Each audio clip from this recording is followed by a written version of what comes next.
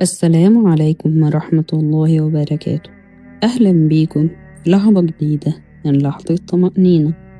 في حاجات كتير في حياتنا بنفتكر إن المشكلة فيها بره، في الناس، في الظروف، في الدنيا، بس الحقيقة أغلب التعب جاي من هنا، من القلب.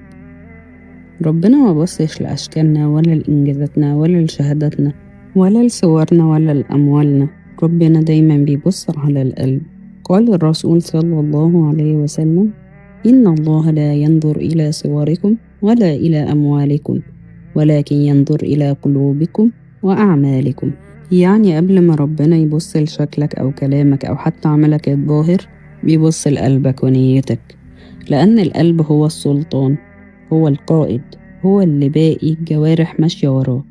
لو القلب صلح كل حاجة حواليها تتظبط، ولو فسد حتى أحسن عمل ممكن يبوظ. عشان كده ربنا ما قيمش الناس بالمظاهر ولا بالإنجازات ولا بالشهرة ولا بالفلوس، لكن قيمهم بحاجة واحدة بس: سلامة القلب. سيدنا إبراهيم عليه السلام خليل الرحمن وإمام الموحدين شهد له ربنا سبحانه وتعالى وقال: إذ جاء ربه بقلب سليم. مش بقلب مثالي ولا معصوم، لكن سليم.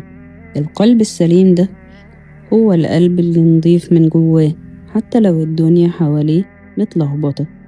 قلبي مفهوش حقد ولا حسد ولا غل ولا نكران. قلبي بيحب الغير وبيفرح لغيره وبيساعد وبيسامح وبيسلم أمره كله ربنا سبحانه وتعالى. الصحابة سألوا النبي صلى الله عليه وسلم: من أفضل الناس؟ فقال: كل مخموم القلب صدوق اللسان. قالوا: صدوق اللسان عرفناه، طب إيه مخمول القلب؟ قال النبي صلى الله عليه وسلم: هو التقي النقي، لا إثم فيه ولا بغي ولا غل ولا حسد. يعني القلب السليم مش قلب ما بيغلطش، لكن قلب بينظف نفسه أول بأول، وما بيسيبش السواد يعيش جواه، لأن الذنوب بتميت القلب وبتعمل عليه غشاوة وهي الران. فاستغفر دايما وتوب وارجع عشان قلبك يتنقى أول بأول.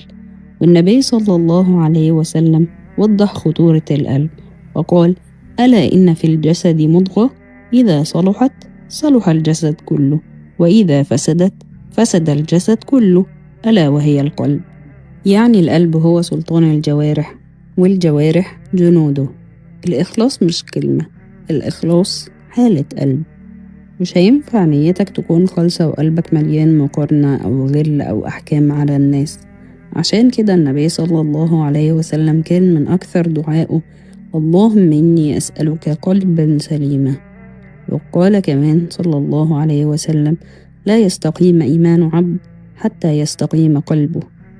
يعني إصلاح القلب مش خطوة زيادة، ده الأساس.